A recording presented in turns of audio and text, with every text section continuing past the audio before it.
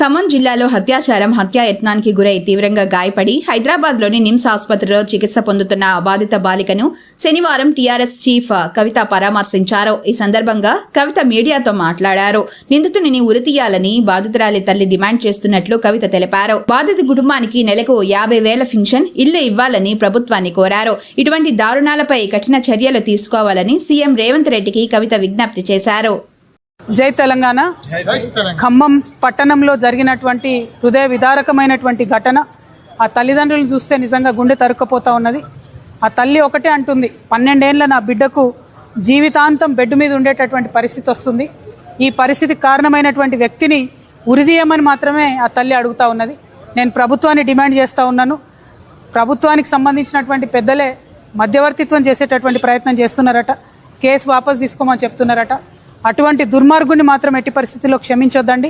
ఎటువంటి రాజకీయ జోక్యం లేకుండా కఠినాతి కఠినమైన శిక్షలు పడే విధంగా ప్రభుత్వం తరఫున ఉన్న లాయర్లు వాదించాలి. ఒక మహిళగా, ఒక ఆడబిడ్డగా అప్పటి వరకు మా కళ్ళ ముందు ఆడుకుంటున్నటువంటి చిన్న పాప బిల్డింగ్ మీదకి వెళ్ళి పడితే మొత్తానికి మళ్ళీ లైఫ్లో నడవలేదని డాక్టర్లు చెప్తుంటే ఎంత దారుణంగా ఆ తల్లిదండ్రుల పరిస్థితి ఉందో ప్రభుత్వం ఒక్కసారి మానవీయ కోణంలో ఆలోచన చేయాలి.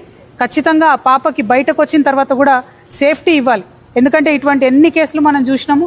డెఫినెట్గా తర్వాత విడుదల వచ్చి కూడా మరి విక్టిమ్స్ మీద దాడి చేస్తున్నటువంటి సంఘటనలు చూస్తున్నాం. ఆ పాపకి, కుటుంబానికి భద్రత ఇవ్వాలి. ఖచ్చితంగా ఆ పాపకి మీరు ఒక్కసారి డిపాజిట్ చేస్తారా డబ్బులు, లేకపోతే నెలకు ఏదైనా స్పెషల్ పెన్షన్ కింద నెలకు ఒక 50,000 రూపీస్ ఆ అమ్మాయికి పెన్షన్ వచ్చేటట్టుగా ప్రభుత్వం ప్రయత్నం చేయాలి. లేకపోతే మొత్తం ఆ ఇద్దరు కూడా తల్లిదండ్రి కూలీ చేసుకునే వాళ్ళే ఉన్నారు.